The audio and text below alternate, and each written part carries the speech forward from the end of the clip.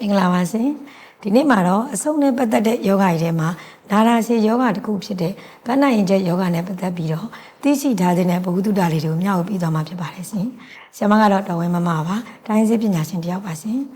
စီကျူသွေးကျူတကေတမှုပြောင်းမှာဟန်တာအေးစေးပါစိတ်ချမ်းစွာတောက်ကြည့်ပါဟန်တာအေးစေးကောင်းတလက်ပံဟန်တာအေးစေးတိုင်းအမှတ်82 38လမ်းကြောက်တရားမြို့နယ်ရန်ကုန်မြို့ဆက်သွယ်ရန်ဖုန်းနံပါတ်3992333311ဆက်သွယ်ဝယ်ယူနိုင်ပါတယ်ရှင်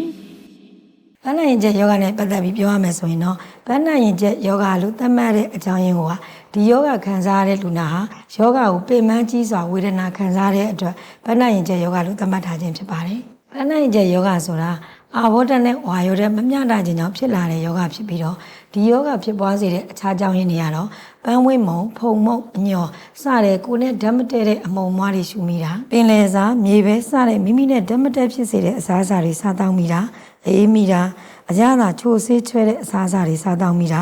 အစာမကြေတာစားတဲ့အကြောင်းအရာတွေကြောင့်ပန်းနိုင်ရင်ကျက်ဖြစ်တတ်ပါတယ်ရှင်အခုဆက်ပြီးတော့ပန်းနိုင်ရင်ကျက်လို့သတ်မှတ်လို့ရတဲ့အနေအထားတွေကိုပြပြပေးချင်ပါတယ်ရှင်ပန်းနိုင်ရင်ကျက်ဖြစ်တဲ့အခါခံစားမဲ့လက္ခဏာတွေကတော့အသက်ရှူရခက်ခဲတာအသက်ရှူတဲ့အခါတက်ရွှီရွှီမြည်နေတာအမြဲပင်ပန်းမောဟိုက်နေတတ်တာ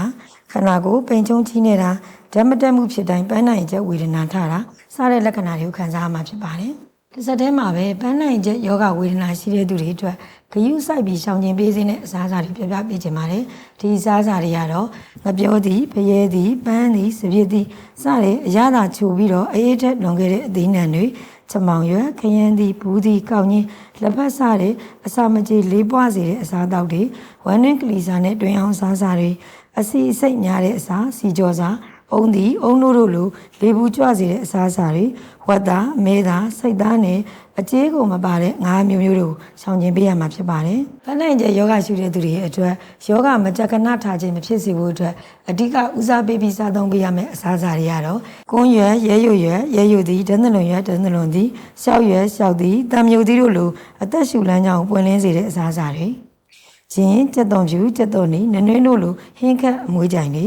ငကြင်းငရက်ငပနော်တို့လိုအကျေးကွန်ပါတဲ့ငါးမျိုးမျိုးနဲ့အရေးကွန်မပါတဲ့ကြက်သားတို့ကိုစားသုံးပေးနိုင်ပါတယ်အခုဆက်ပြီးတော့ပန်းနိုင်ကျက်ယောဂရှိတဲ့သူတွေကျန်းကျန်းမာမာအသက်ရှည်စေဖို့အတွက်တင့်တော်တဲ့နေတိုင်းစားသောက်မှုပုံစံတွေကိုလည်းမျှဝေပေးချင်ပါတယ်ရှင်ပန်းနိုင်ကျက်ယောဂရှိတဲ့သူတွေဟာအေးတဲ့ရာသီမှာမနက်စောစောနဲ့ညနေဘက်မှာရေမချိုးပေးသင့်ပါဘူးမိမိနဲ့ဓာတ်မတည့်ဖြစ်စေတဲ့အစားအစာနဲ့အနံ့သက်တို့ကိုဂရုတစိုက်မှတ်သားရှောင်ကျဉ်ပေးရပါမယ်မိမိရဲ့အိပ်ယာနေရအခန်းတို့ကိုလည်းဖုံမုံအမိုက်တရက်ကင်းစင်ပြီးတော့လေကောင်းလေတန်းနဲ့အလင်းရောင်ရရှိအောင်ဂရုစိုက်နေထိုင်ပေးပါဆေးလိပ်ငွေကင်းစင်တဲ့နေရာမျိုးမှာနေထိုင်ပါနေ့စဉ်တင်းတင်းနဲ့ကိုယ်လည်းလှုပ်ရှားမှုကိုပုံမှန်ပြုလုပ်ပြီးတော့အသက်ရှူလေ့ကျင့်ခန်းကိုလည်းပုံမှန်ပြုလုပ်ပြီးဖို့အကြံပြုပေးခြင်းပါတယ်နောက်တစ်ပတ်မှာတော့ပန်းနိုင်ရင်ကျယောဂတက်တာပြောက်ကင်းစေဖို့အတွက်ထိရောက်လွယ်ကူတဲ့အိမ်တွင်းကုထုံးတွေရှူစေလိမ့်စေနဲ့ရစားတို့အကြောင်းမျှဝေပေးသွားမှာဖြစ်ပါတယ်ရှင်ပြည်သက်များအားလုံးပဲကိုယ်စိတ်နှလုံးရှင်ပြုံးကျန်းမာနိုင်ကြပါလိမ့်ရှင်